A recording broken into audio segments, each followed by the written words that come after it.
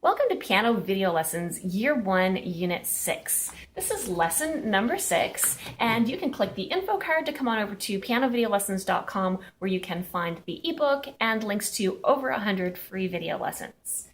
Today's lesson is on ledger lines, and we're going to be learning how to read above and below the staff, and we'll do lots of practice on that as well. Today's video is sponsored by my patrons at Patreon. If you'd like to find out more or how to become a sponsor, click the info card. Let's get started. So basically speaking, notes move up the staff on lines and spaces, and we've known this for a long time, that if notes are neighbors, one is in a space, the next one is on a line. But eventually we get to the very top, and then it's as if there are no more notes because there are no more lines written here. And the convention of a staff having 5 lines was just written for simplicity to help keep it organized. It's easy for us to see the outermost lines. It's easy for us to notice lines that are in one line from the edge, and it's easy for us to target the middle. So 5 seemed to be the perfect number of lines to have in each staff.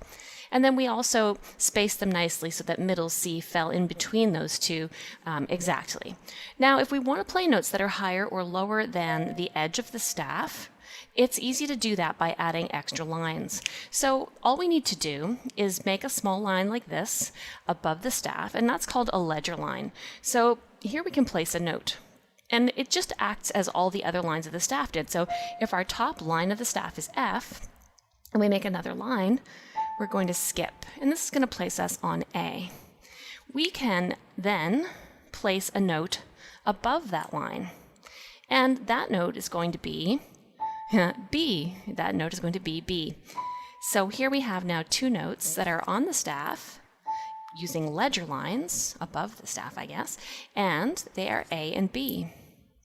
So you can imagine if I were to place a second ledger line here, that I would have another note that is a neighbor above B. And so I can place that here on the piano. You'll see that it's high C. And we can do the same thing with this note. We can make still 2 ledger lines and place a note above the C, and that would be the note above C on the piano. So now we have D. And we can make a third line, 1, 2, 3, and that gives us the note E, and here it is on the piano. So now by simply adding 3 lines to the area above the staff, we have been able to place 5 additional notes.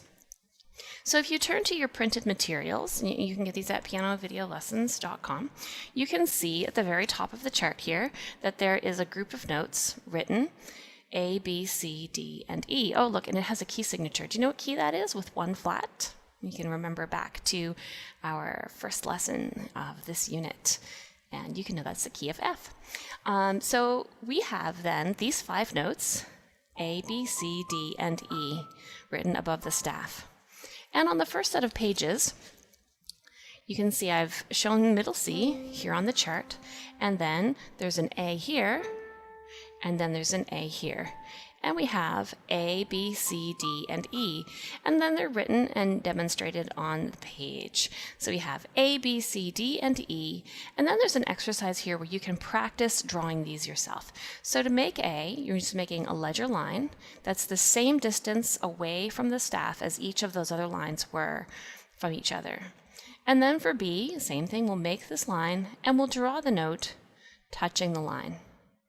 For C, we'll make 2 ledger lines, and again, they'll be spaced equally, and we'll make the note directly on the line. So high C has 2 ledger lines, and middle C has only 1 ledger line. That's an interesting difference to note. Then we can make the note D, so again, we'll make 2 ledger lines, and we'll draw the note above the line. And for E, we'll make 3 ledger lines, and put the note directly on. So now what you can do is practice naming these notes. And I recommend that you practice naming them just by pointing here or pointing on the piano keys, but don't write the answers in yet. Once you write the answers in, you've sort of taken away the guesswork from figuring these out. So let's go through them. 2 ledger lines above the staff is high C, 1 ledger line A, 3 ledger lines E, back down to 1 line A, Here's 2 lines. Now this is sort of a landmark note, this high C. This is the one you probably want to kind of get in your mind the most because it glues these other ones together.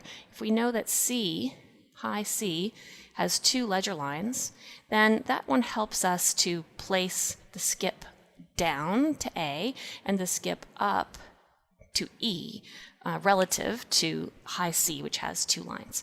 So here we have high C, and then another skip above high C, which is E. Now this note isn't one of the ones we covered, but you can see that it's above F. It doesn't even need a ledger line, and that one's G. So here now we have one below C, which is B, 1 line above the staff, A. We're back to this G, and then we have 2 lines and a note. So that's D, 2 lines, high C. This is back to that G again, and then 3 lines all the way up to E.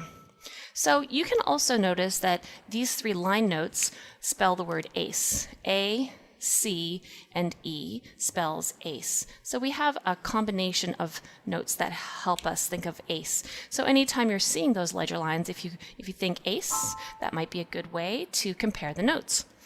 All right, so going back to our first page, we can see that there are more ledger lines, and we're going to now talk about the ones that go below the staff, and if they work exactly the same way. So we extend the staff below by using these ledger lines. So this bottom line, as you remember, is G for ground. It's on the ground. And then we can make our first ledger line. So if we think of this G down here, lowest line, then we have a skip below. We're going to have the note E, and that's here on the piano. Let me just scoot these off so I can use them again. And one note below E is going to be this space note here, and that one, as you can see, is D. Here it is on the piano. So middle C is way up here, then we have 1 E, and then we have low E, then we have D. Now here's low C, and interestingly, it's a mirror. I guess this is no surprise, really. High C is 2 ledger lines below the staff, just as high C is 2 ledger lines above the staff, and low C is 2 ledger lines below the staff. So again, that is one of our landmark notes. We're going to use that one to help us remember that E is a skip above. And then we can have 2 ledger lines with a note below, and you can guess that that's going to be the note below C, so we're going to have B here on the piano. And then we can have 3 ledger lines with a note on the line, and that one is going to be a skip below C. And a skip below C, you know that is A. And you may have also noticed that the notes are A, B, C, D, and E, just as they were up here. We had A, B, C, D, and E, and we spelled the word ace up here with a high C having the 2 ledger lines in the middle. The same thing happens down here. We have 3 ledger lines. The lowest note is A. 2 ledger lines is C. That's our target landmark note. And then we have 1 ledger line only. That's E. So again, we have an ace, A-C-E, in the ledger line grouping that's below the bass clef. And now we need to practice these and remember them. So there's a sheet here in your notes that's going to help you drill those. So it's the 3rd page of your worksheet, and again there's a chart that shows you middle C and then shows you all the way down to E, D, C, B, and A, and then it shows you them here on the staff, E, D, C, B, and A, and then you're going to practice writing them. So again, keeping your ledger lines spaced the same distance as the staff, you can go ahead and write all of these. There's 2 lines below for low C, that's our landmark note. So now we have 2 lines below with B underneath and 3 lines below for our A for ace. And then we can go ahead again and play and name the notes. Don't write them in just yet, just think about what they are, play them on the piano, say their names, get familiar. So we have here E, C, A, B, D, C. C is our landmark, it has 2 ledger lines. Then we have the 3 lines, that's a skip below our landmark, A. 2 lines, that's our landmark, C. 1 line below, we have E. Then down below E is D. There's our landmark, low C. 1 below C is a space note, that's B. A skip above B, or one line above C or one space above C is D, and finishing here on the lowest one we've learned, which is 3 lines down, and A. And again, you can look for the ace that happens in here. All right, so point and name the notes several times, reference your chart, look at the answers up here, play them on your keyboard, and really get to know them. Eventually, you might want to write the answers in. You don't have to ever write them in, but you do want to drill them. All right, so now let's go back and return to the section of the music here that refers to the area of the staff that's in between the lines. Now, it's a little harder to envision this on the staff that I have here because the notes tend to be, the staffs are quite close together, the staves. And in your music, you're going to have more space in here. But I'm just going to help you see that this top line note is A. I'll just show you here on the piano. That's A, and it lives right here. Now, middle C, we've known this one a while now, is going to be on this first line. This first ledger line above the staff. So I'm going to move that now to middle C. And then let's make 2 lines above. So 1, 2. Oh, look, that's E. And now E is actually this same E that we've been playing in treble clef. And then we have G here. So if we fill in all these ledger lines under the notes, you're going to start to find that they're actually running into my top staff. So you can kind of imagine that these lines are not written here, and you'll see what I mean if we look in the book. So here in the bass staff, my treble clef has moved away, so you actually have these lines floating in space, not covering up another staff of music. So maybe perhaps we'll just look right directly here in this book instead of looking at my whiteboard. So we'll look here. This is the bass set. So we have C, D, E, F, and G. And that's how they're written. I really do want to write them for you, though, because I feel like that's important. If you watch me writing them, it helps you to visualize them. It slows down the process. If you see something already printed, it's just there, and there's too much to take in. So here we have C, skip to E, skip to G, and then we can have 2 line notes in between here. We'll have the note D, and I need 2 ledger lines here. I didn't leave much room. And the note F here. So when we place these on the piano, same thing as before, we'll have them just like this. So now we have middle C, and then 1 ledger line with D, 2 ledger lines for E, and 2 ledger lines plus a space is F, and then 3 ledger lines to get to G. So here we have C, E, and G. C, E, G. And middle C is the bottom one of that group. All right, so let's practice those. So here we have C, D, E, F, and G, and we're going to write them. So we have middle C, 1 line. Middle D is 1 line plus the note. E is going to be 2 lines with the note directly on it. That's the same note that lives right up here in treble clef. And this D is the same note that lives just below the staff in treble clef. Then we have F, so we'll have 2 ledger lines, so that's E line, and then the note F, and that's our treble F. It's the same note that lives up here. And then we can have G, so 1, 2, 3, C, E, G, and the note right on top, and that's our treble G that lives right up here in the treble clef. So let's go ahead and name these notes. So here we have middle C, a skip up, E, another skip up, G, a space below, F, here's D, 3 lines up, that's our G, that's our guide note G from treble clef, that one right up there. And then we have middle C, and G, and E, and D, and C, here's F, D, and C. So you can go ahead and practice naming these notes by pointing in your notebook. And then we're going to go on to the ledger lines that land below middle C. So those would be the ones that go below the treble staff. So let's have a look at those on the whiteboard. All right, for these treble clef ledger lines below the staff, we're just going to think about where they live. So here's the bottom line of treble staff, and that note is E. And then we're going to skip down to the first ledger line. So here we have middle C. And it lives right here on the ledger line and right here on the piano.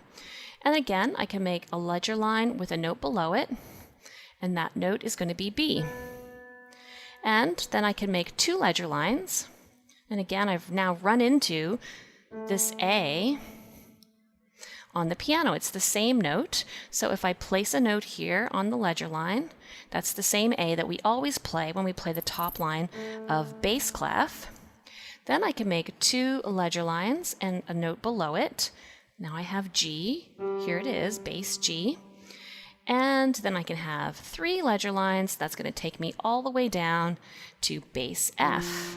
And again, you can see how these have just run into the bass clef lines here on my whiteboard because everything was so equally spaced. But let's just have a look at the notes here, and you can see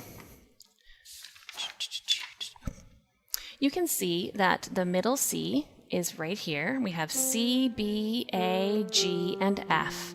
And then they're written out for you. C, B, A, G, and F. F has 3 ledger lines below the staff. And then you get a chance to write them. So middle C is just 1 line below. B is the neighbor of C. A needs 2 ledger lines. G also needs 2 ledger lines and it's just below the line. And F, 1, 2, 3. And again, here now you can see that these don't crash into the other staff, but this B is the same note as the one that sits above bass clef. This A is the same note that lives on the top line. This G is the top space of bass clef, and this F is our bass F, our landmark bass F, same exact piano key. The reason they're written below here is sometimes we're playing in the staff and we need to keep going, and it's easier visually just to follow the notes going down. So now let's go ahead and name and play the notes. So here we have middle C, skip down A, skip down F, neighbor G. This is 1 note below middle C, it's B. Here's C. Here we have 2 lines, so that's a skip below C. We have A, F, B, G, A, F, B, and C. So you have to practice these repeatedly until you start to just recognize them a little more easily. But I always find it's easy to kind of compare them to the C's that are in the vicinity. So in this case, if we have C as our target, and then we can also know that that 3-line note is our target, our landmark note from the other clef. And then up here and down here, we're going to have those high C and low C with 2 ledger lines helping us to find the ace. There's also an ace in here if you consider the top note here as being the bottom line of the staff. That one's a little bit less clear, but it does exist. And I did a lesson a while back that helped compare those to aces. I hope you enjoyed this lesson, and if you did, I would love it if you would consider becoming a sponsor on Patreon. You can click the link in the info card for more information. All right, so that's a lot of things to do with ledger lines. We're going to be using the ledger lines coming up in our next lesson. So the next lesson, we're going to be learning the key of A minor, because we're going to be learning to play the March Slav, which is in A minor. And we are also going to be using these ledger lines in our improvisation. So we're going to get used to using these low left-hand ledger lines. And those notes are going to be used in the March Slav as well.